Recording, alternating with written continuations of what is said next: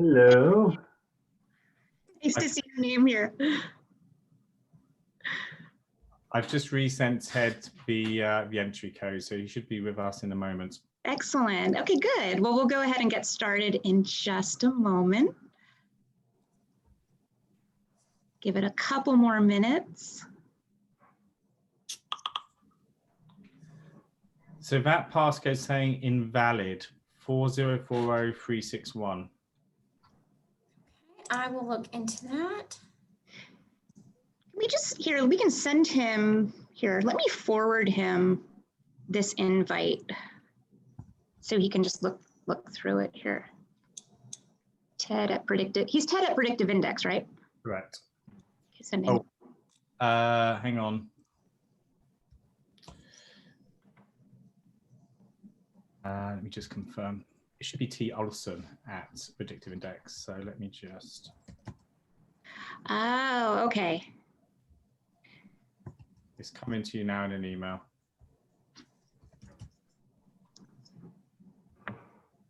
And Dorothy, I can spotlight him when he joins. Just let me know when you'd like us to get started.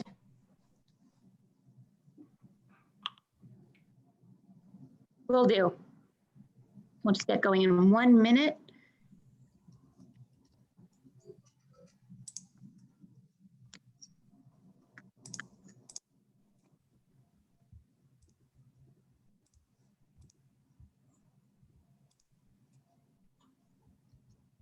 Okay.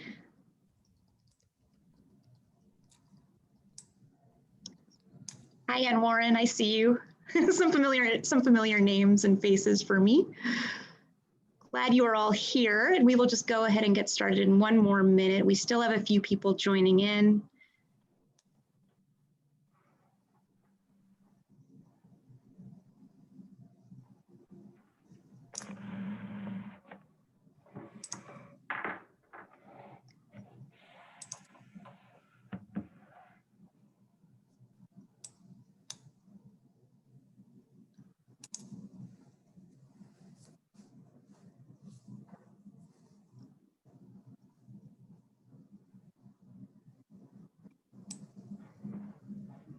Dorothy, do you want to get cracking? I'm happy to be Ted for a while if needs be. Okay, yeah, okay, sure. No problem. So, Jade, do you want to kick us off? Yes, I will go ahead and jump in. Good afternoon, everyone. Thank you for joining us. I'm going ahead and going to click mute all on everyone. So Dorothy, mute yourself after I do that, but I'm just gonna, for ease of the presentation, go ahead and mute everybody. And again, thank you all for joining. We will open up to Q&A at the end of the session, but if you have any technical issues, anything you can't see or hear, please message me on the chat box. I am under the HRD account, and we'll make sure that we address that immediately. And then certainly put in your questions through the chat box at the end of the presentation.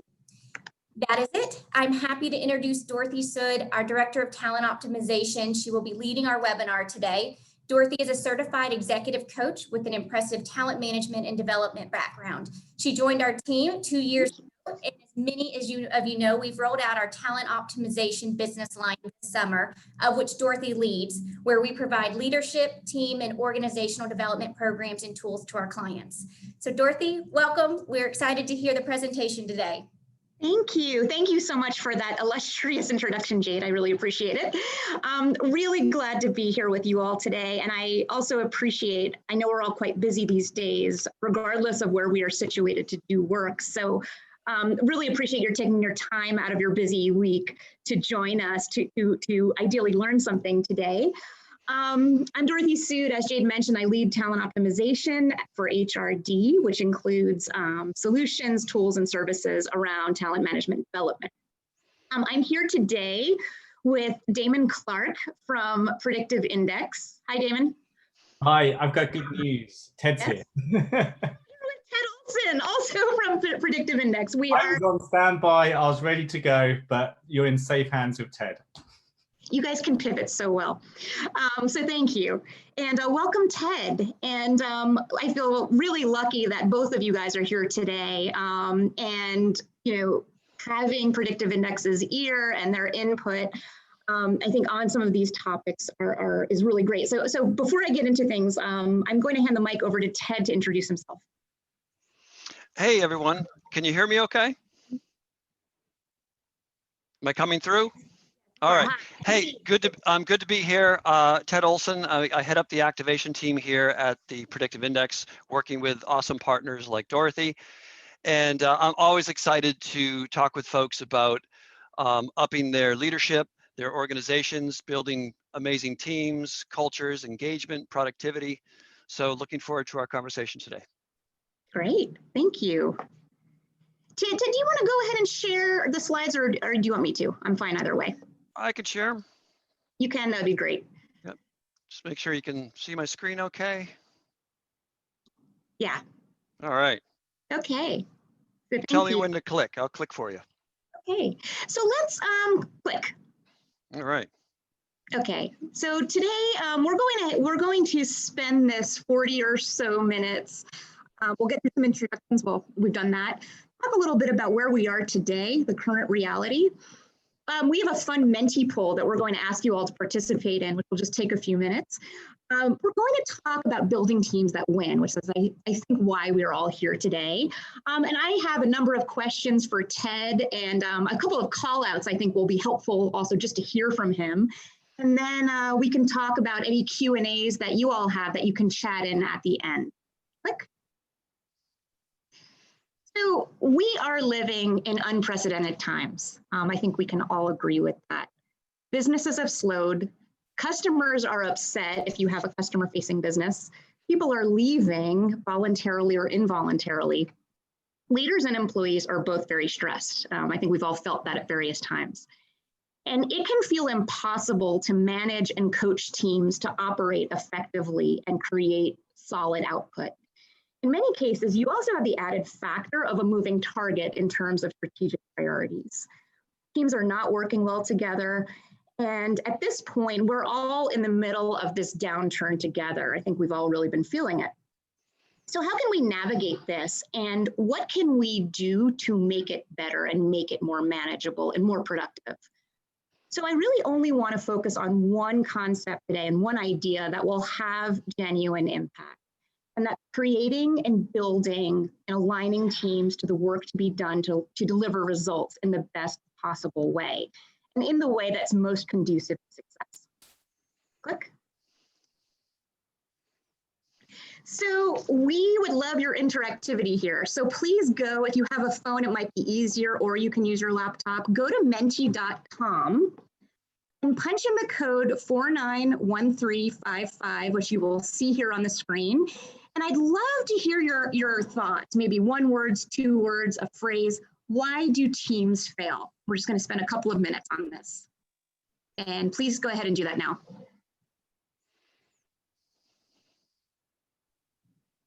And I will go ahead and share the results in just a moment. Why do teams fail? Okay. You want me to stop sharing so you can share? Yep. Okay. Oops. I will go ahead and share.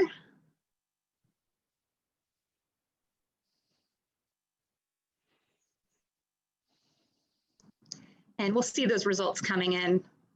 Lack of trust, that's a big one. Poor leadership, communication, lack of direction, no plan. Motivation, lack thereof. Cohesiveness, yes. Unclear priorities, those are big ones. Thank you. These are great answers. And ego, yep, all of this is true. Disengagement. Many of these are intertwined too. They're often not discrete. So that's great. Thank you. I'm going to stop my share. Ted, go back ahead. And over to you. All right. I need to find my deck again. There it is. All right. Can you see my screen okay? All right. Hey, so, yes.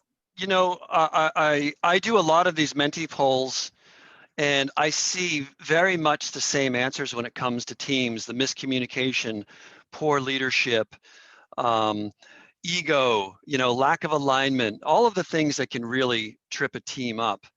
And, one of the things when we talk with leaders and leaders of these teams and leaders of these organizations, there are 4 things that are keeping them up pretty much all the time. And these are evergreen, but they're certainly have been heightened because of COVID. Employees, are employees getting along? Are they engaged? Are they productive? Are the teams working together well? Strategy, are we working on the right things to deliver the results that we're after? Their investors are concerned, right? Their boards are asking questions now because the times are so uncertain, which of course leads to that obvious one of the uncertainty in our future is like, how are we going to spin out of this? How are we going to not only first, put out the fires, stabilize, and begin to regrow? And what's behind all of this is really this one idea that Dorothy mentioned, and it's teams.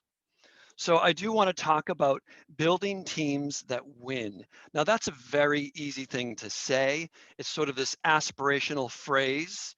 It's a very different thing to actually be down on the ground doing it. And so I want to talk to you a little bit about how we do that and see if it resonates with you. It doesn't resonate with everybody, and that's okay. But worst case scenario, you see a different way, a unique way of looking at teams that may help you in your journey. So the first thing I want to talk about is this ability, right? What is the ability to create teams that get the job done? And the way that we think about this is using objective data to actually understand how a team goes about getting results in the first place. That's the first point. The second one is, how do you avoid getting bogged down in all that conflict and miscommunication and poor leadership that you highlighted in the Menti poll, and instead build that team of trust and cohesion? One of the big ones was a lack of trust. Well, how do you actually build trust and cohesion? And then that's sort of all of the nice, fuzzy team building stuff, which is super important. But the twist or the difference in what Dorothy does is she's going to now say, okay, now that we understand your team, how do we align that to what you're trying to do, to what you're trying to get done in your organization over the next 12, 18 months, or whatever that is? So I want to talk a little bit about that.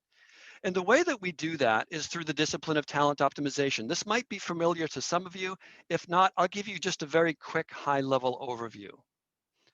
The first is, you all obviously have a business strategy that's on the left here, and you've put time and effort into making sure that there's, EBITDA and return on investment and all the numbers are in line to deliver the results on the other side of this. And it's that piece in the middle, which is talent optimization. The question we want to ask, or what we want to enable people and leaders to do, is ask the question and answer the question: is this organization, is this team designed to deliver on the results that we want them to deliver on? Are we hiring to deliver on the results that we're looking to deliver on? Are we managing or inspiring our people in a way that taps into their superpowers in the way that they go about work to deliver the results that we're seeking? And then finally, is there anything under the surface from a diagnostic standpoint that could impact the results and provide some insight into getting better results that could be in our way? We want to make sure that nothing's under the rug. So that's really the framework of talent optimization. It's a lens that gives you the ability to see your organization, your teams, your people in a way that ensures it drives results, regardless of the circumstances. Now, I'll be brief here, but one of the things that we found helpful is just to tell a little bit of a story of an actual case study. I'll walk you through it. It'll just take a minute to show you what you can do with this type of data, with this type of lens that someone like Dorothy can provide. So I'll give you an example of a manufacturing organization who was experiencing a lot of turnover. Now, to be clear, this could be the situation could be low productivity, it could be engagement, it could be market disruption. A lot of people experiencing that right now. It could be any number of, the challenges that we could be leadership issues, toxic culture. that's really not what's important. What we want to do is see, how can we actually see what's really happening with data? So this is the situation. They had 66% turnover, constant revolving door, employees leaving for $1 more. They're to the point that their brand and reputation was suffering. Even the quality of their work was suffering, friction on the team, and of course they're losing money.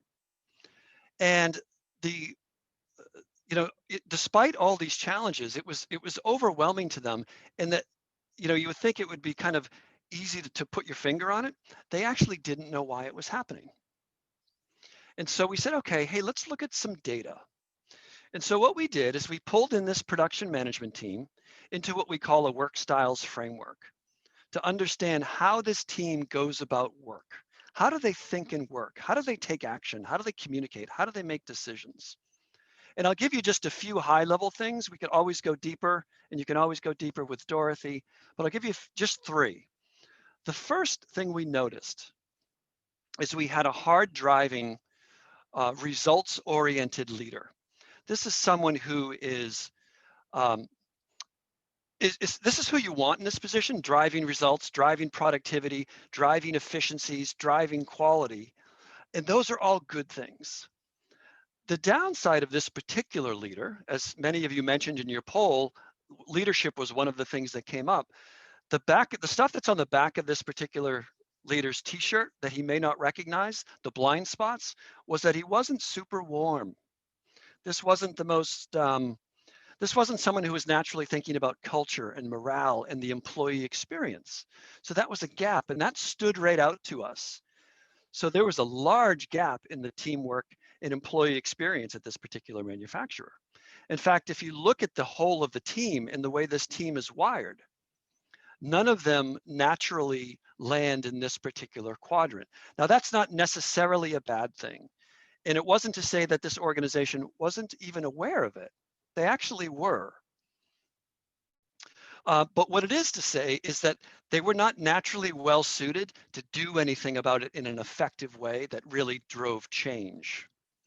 And when we looked even deeper at the team, we realized, wow, the bulk of this team is a really process-driven, they take a by-the-book approach, which is exactly what you want in manufacturing.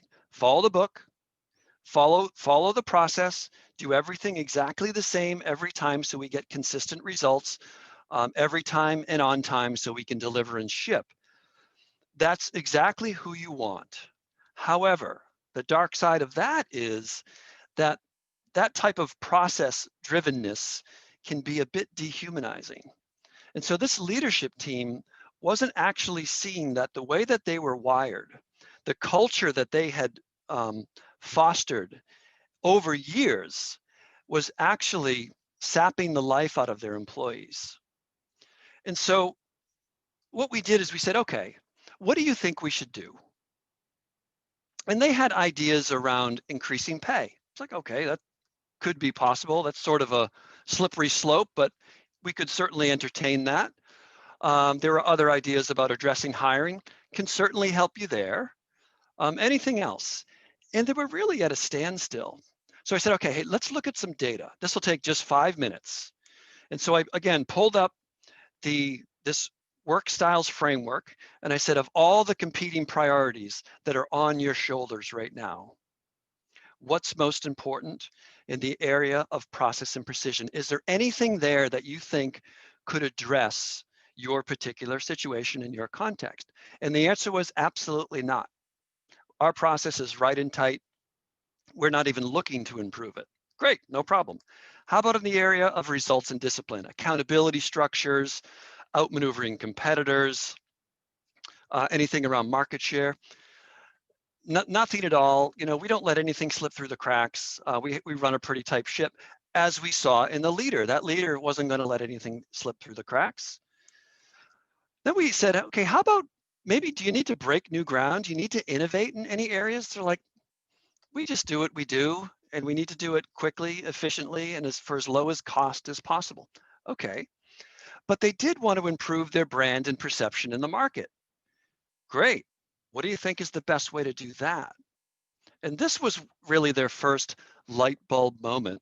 When we opened up the questions around teamwork and employee experience, they began to say, oh, well, of course we want loyalty and faith from our employees. We absolutely want them passionate about working for the organization, team cohesion, engagement. They certainly wanted all that. So I said, great. And this is when it came together for them, when we were able to say, hey, based on what you're saying you need to do to deliver on addressing your turnover problem, the bulk of what you're saying lands in this teamwork and employee experience quadrant. So what can we do about that? So this visual was eye-opening, literally eye-opening, because it visualized the team and the work and the strategy all in one place. And so this leader, again, a results-oriented leader, instantly said to two people on his team, I want you to go out and create some new employee-centric initiatives. And that's exactly what they did. You've got someone who's naturally innovative, who's got lots of big ideas, paired up with someone who is really good on taking those ideas and putting them into a process. Brilliant move by the leader here, because he had the data to see how he can leverage his existing team. So he's tapping into the team's strengths. Then this team, who's super results, process and precision by the book, they actually wrote the book on, hey, here's how we can be an employee-centric, employee-first organization. We can build it right into our existing process. And I won't get into the details, but this was everything from barbecues to career pathing, career development, all the things that were kind of sort of there, but not really. No one really paid any attention to it. And the neat thing is, in a short period of time, they were able to cut their attrition rate in half. Their production rate went up. They weren't even looking for that, but it went up because the employees were engaged. They cut their onboarding expenses because they slowed that cycle of turnover. And they actually reversed the cycle of losing employees for $1 more and started winning them from the competitors. And ultimately, it was a 10x return on their talent optimization investment. So now this is just one scenario. As I mentioned, I don't know, Dorothy doesn't know your particular situation, your particular team, or the priorities you need to deliver on, but these are some of the insights that we seek to share with organizations to help them find their way, adopting talent optimization and building teams that can deliver regardless of the circumstances or the challenges they're facing. So I think that's where all I had, Dorothy. And if you wanted to ask me some questions, certainly open to it. And I'll turn it over to you. Great, thank you, Ted. That was, I really, just hearing that come to life, I think is it's astounding.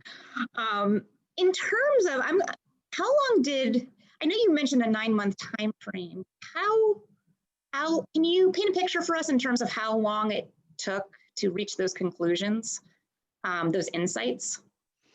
Oh, that's a great question. So, we've recently iterated on the software so that it makes it really easy to do it in a one-to-one session where you sort of get that first aha moment of like, I've got data now and I know what to do. So we were able to do that in a past version of our software. It was called Teamwork Styles. You probably are familiar with it. We updated that. Our science team came in and updated it with this team discovery and discovering your strategy to pull those two sides of the coin together. So, I think most aha moments happen within that first conversation. And then the path forward in working with our partners is certainly depends on the circumstances of that particular organization. Some are so focused on hiring, we'll jump in and help them there. Others have some critical teams they need to get working. They need to get on the right track really quickly, so we'll start there. And we can usually see results pretty fast because we have the data. That's great. So that was my next question, scalability. You mentioned other teams. This is not just for leadership teams, right? Or is it? It's not. Talent optimization is for everyone in the sense that you may have a sales team and that sales team is wired a certain way. The question is, are they wired to deliver in your sales context? So I've seen many sales teams that are really good on retail, really bad in SaaS, or they're really good at field sales, really bad at farm sales. I've seen customer service teams that are great on the transactional side, but then you put them into a relational context and they fall flat. So it's context really matters. Does that help her? Yeah, that absolutely makes sense. And in terms of this, the concept of a dream team, I'm using air quotes, but and I think we've all felt that great feeling of being on a tightly knit, highly productive team where you're all just doing your thing and doing it well. What are the factors that contribute to that? You referenced trust, you referenced cohesion. How can you use something like this to realize that? And I think especially in this climate now more than ever, that can have such an impact on morale.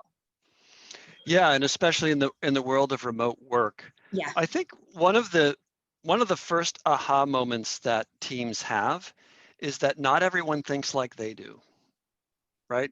In other words, you have people who are working on the same team who view the world completely differently. They don't communicate like you do. They don't email like you do. They don't take action like you do. They're not as comfortable or risk mitigating as you are.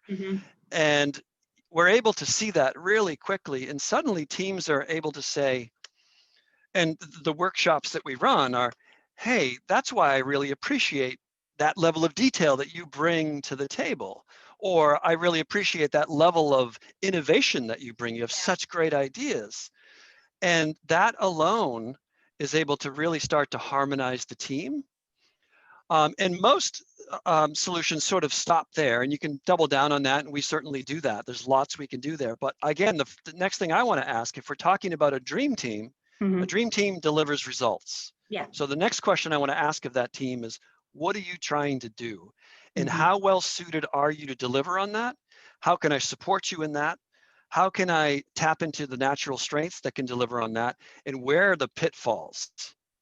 Right? Yeah. That's what I want to know. What are those things that are going to trip this team up and stall or delay? Because resumes don't cut it. You can have a great resume and fail to deliver on the initiative. Yeah. Yeah. And I think we've all seen that in hiring before. What do you do if you do this diagnostic and the team is all on one quadrant? Is that good? I mean, what does that, what do you advise then? And I know it's circumstantial, but what happens if everybody is solely producing or solely innovating? Sure, it's a great question. I could give you two responses. I think one is it depends on the work they're trying to do. So I think there's this diversity is a big word right now. Sure. And I'm very much a believer in DEI, diverse teams, across genders and ethnicities. But sometimes, like your engineering team, sometimes you want a room full of coders. You want a room full of people who are they don't need a lot of social interaction. They like the lights down. They have headphones on all the time in a sweatshirt, and they just hunker down and they code. And that's what they do. And that's great because they produce the results that the business is after. That said, you may need a more behaviorally diverse team if it's your marketing department. You might need some people who are on the customer facing side, so they're the quick to connect people, very sociable. But at the same time, you might need the analysts who are saying, hey, what's the data telling us? What's the next, et cetera, we need to do based on the data? So again, it is very contextual, but I think one of the things is, I think people say, well, shouldn't you have a diverse team? My answer is always, it depends on what you're trying to do. Yeah. So I think there's a danger of a team that's homogenized. Sure. Because they can overuse their strength. They can sort of over-index on what they think is the right way, versus actually taking a more holistic view. How does this impact the organization? How does this impact the prospect? Will this get the process? Will this get the results that we're looking for? Or is this just a team that just continues to innovate and not really recognize the impact it might be having? Got it. I wanted to ask, as we're talking, if you have any questions, anyone here, you can also feel free to start chatting them in. I did want to, I know that you have another slide coming up, Ted, that I think would be helpful for folks to see. And Sure. maybe we can dive into that a little bit and then open it up for some audience Q&A. Sure. Do you want to speak to this or do you want me to? Start, and then I'd All love right. it if you jumped in. Sure. So this slide, which I think is an enormously helpful lens in thinking about organizational diagnostics, team diagnostics. If you're experiencing talent-related pain points in your firm, what might be going on? And what research has shown is it can consistently be reduced to 4 key factors: fit with job, fit with manager, and I think we've all heard that, right? People don't actually leave jobs necessarily, they leave managers. Fit with culture, and fit with team, which is what we're talking about today. And I think one of the unique things to remember about this is these don't operate discretely from one another. They are all intertwined and very much have ripple effects on one another. And so I think it can be a tendency that we all have, and we've all had at different points, depending on how we touch talent in our worlds, to try to look for the silver bullet solution. Okay, I'm going to spend a lot of time. I'm going to bring in a lot of consultants. We're going to focus and we're going to figure out, okay, we think it might be a leadership issue. We think, but we're going to figure that out. And then we're going to just zero in on just that factor. But actually, as I think Ted's example illustrated, it's not necessarily just even, you've got a lot of turnover. Okay, is it job fit? Are we not hiring well? Could be that. Maybe you're not managing them well. Maybe it's a culture issue. Maybe it's an alignment of team issue. It can be so many different things. Ted, what would you add to that?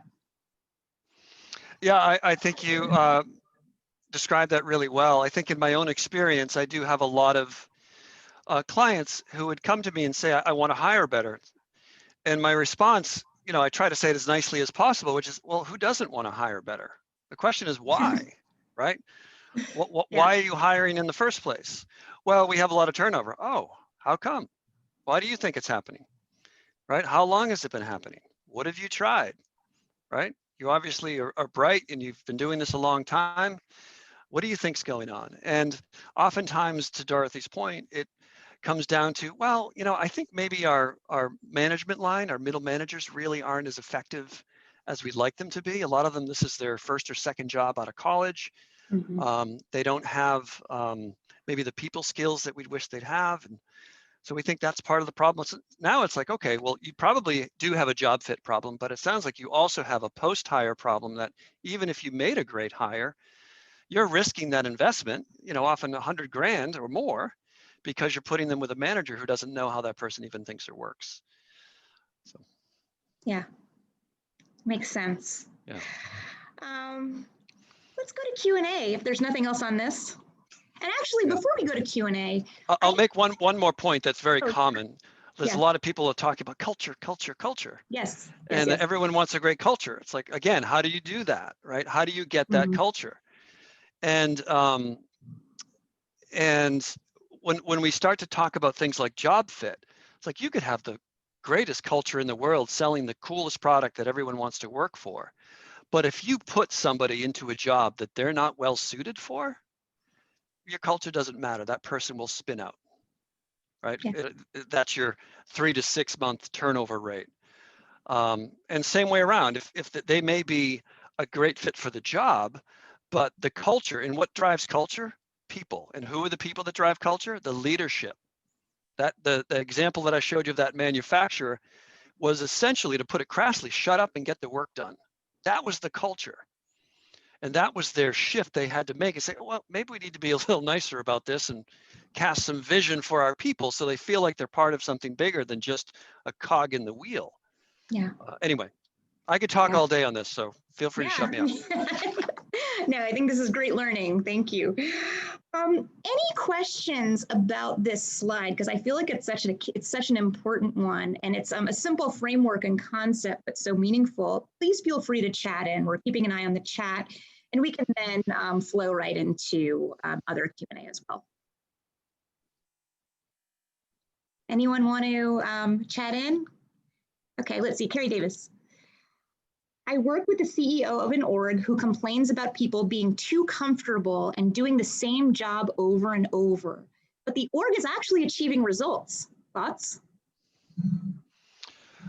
I certainly have a number of questions to get under the surface there. So you have let me see if I understand it. So the CEO is saying that people are tired of the monotony, but they're still getting results. Is that what I'm hearing?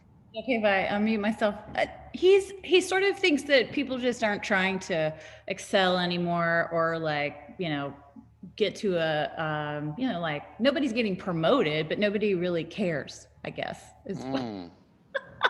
That's his sort of assessment, but. Yeah, it's a great and challenging situation where the data would actually tell us a lot about this particular leader. The first thing that sticks out to me, if a leader is saying that and the leader is playing the blame game, it sounds like we have a self-awareness issue right out of the gate. Like, hey, what in your leadership? You're supposed to lead these people. They're supposed to be capturing the vision. If you haven't done that, how can I help you more effectively communicate that vision?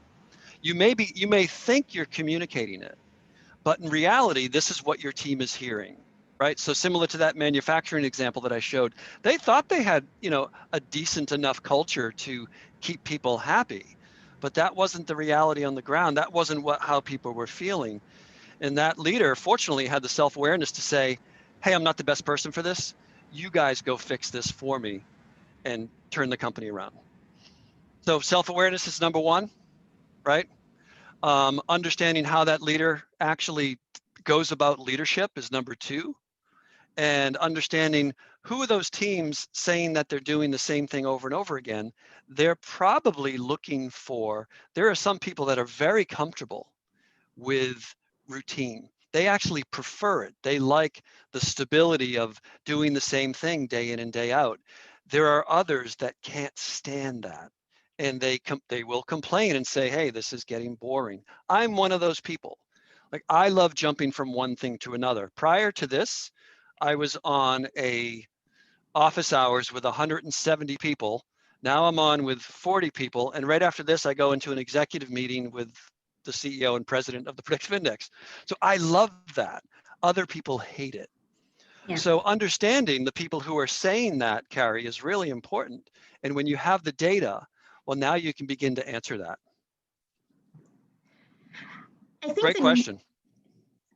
I think the next two questions overlap a bit, so I'll ask them together. So where do we start and how do we determine where our issue is coming from? And then can you talk more about the change management process and tools you apply?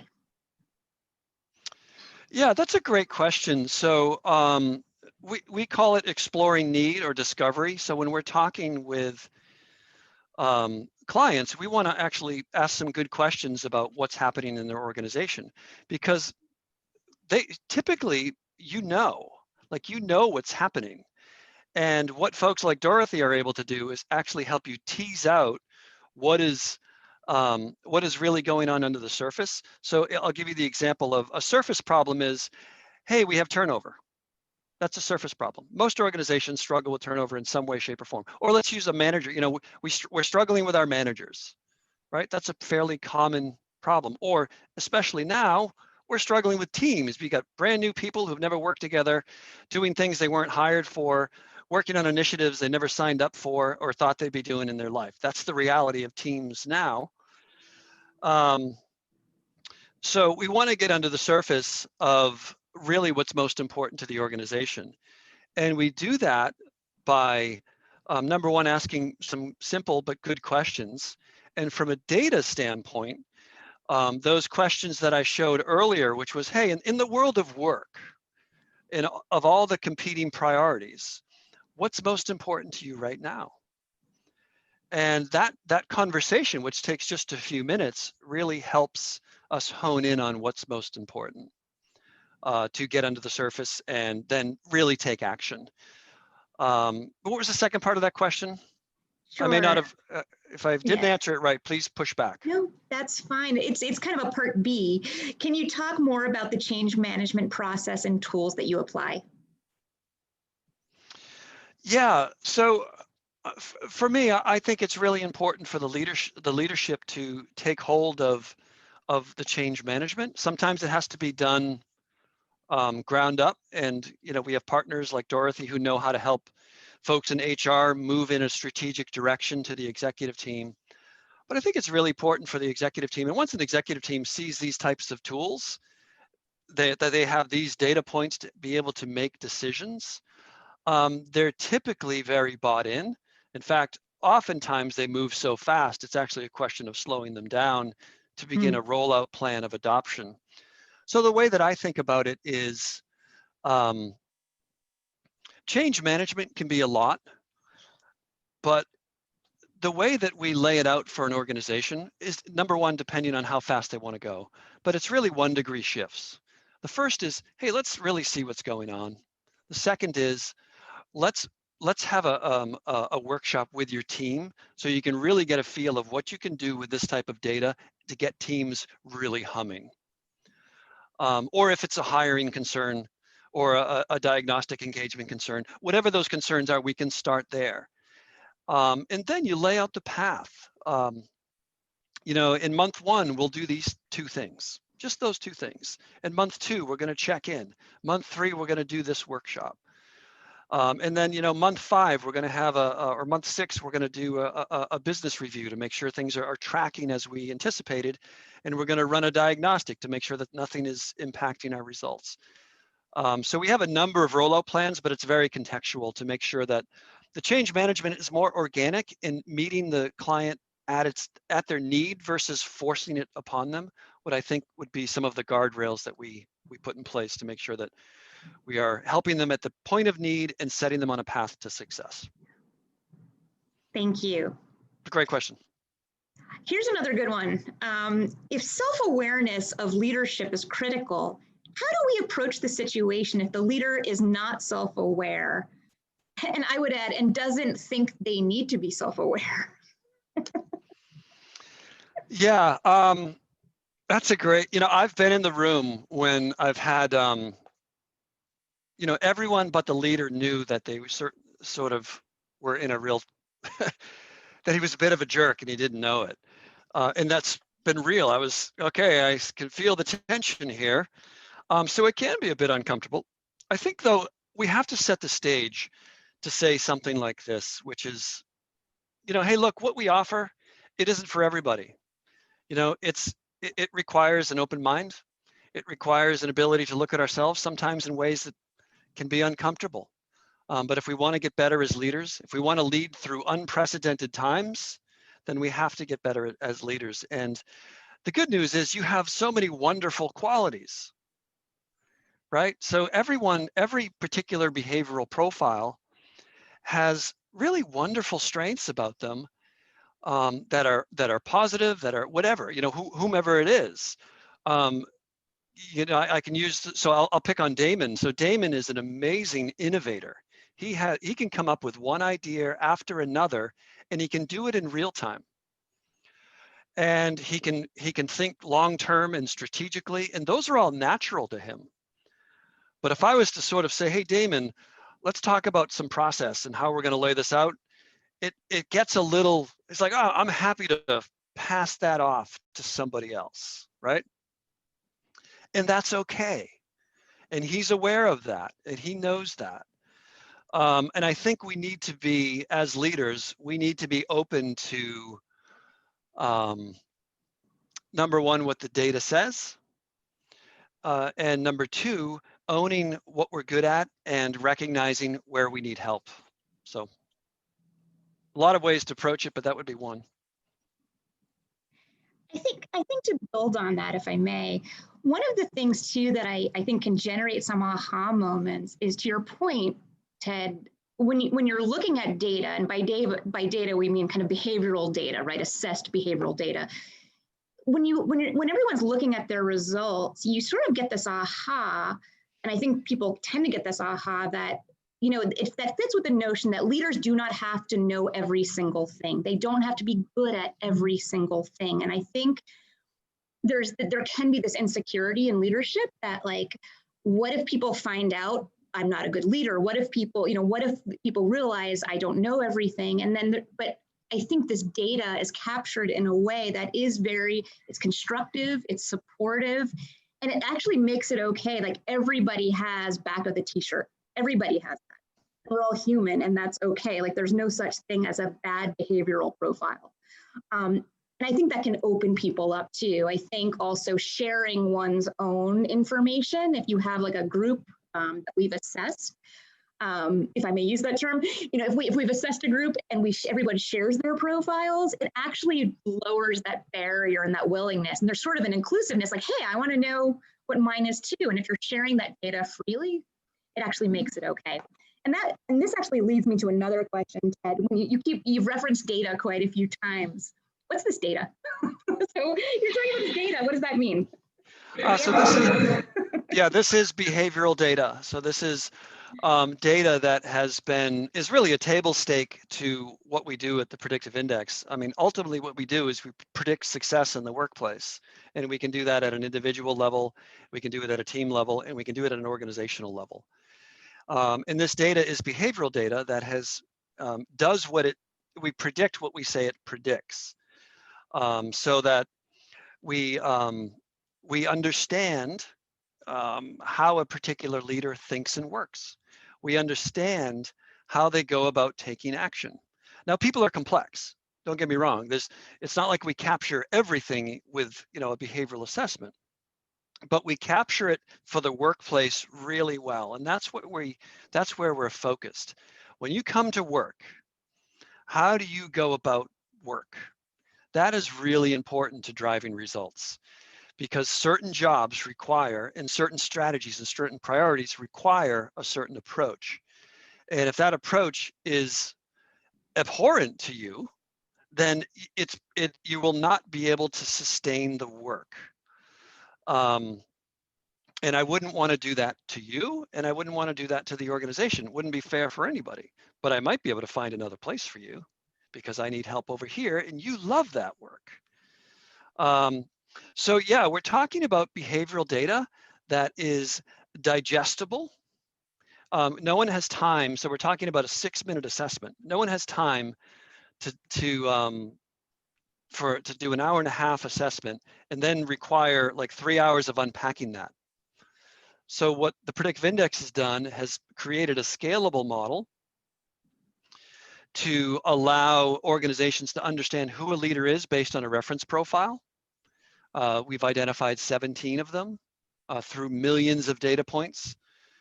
And we've taken that to actually understanding the team.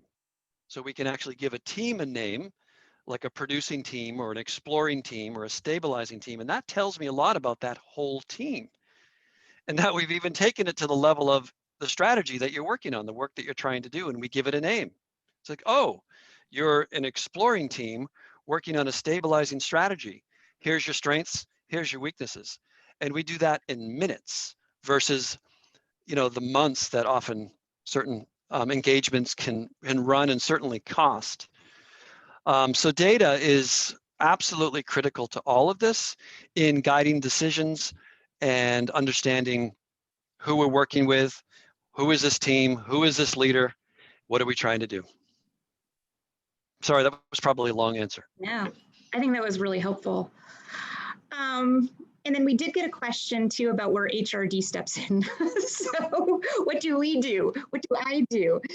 Which is a very fair question. So when we say we, these are the initiatives I lead at HRD on behalf of clients. So we have the ability as a firm and within this practice to deliver this capability to your firm, to your team, to you one-on-one if you want to start there.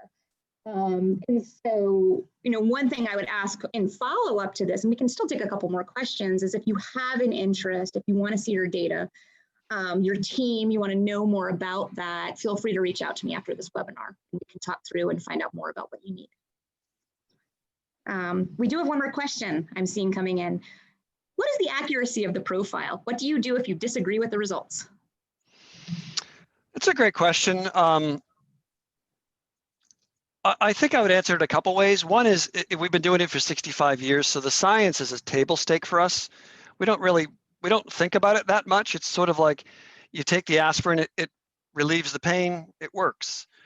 It's very rare that somebody disagrees with the results. Oftentimes their peers or their spouse will say, no, that completely and totally nailed you. That happens a lot.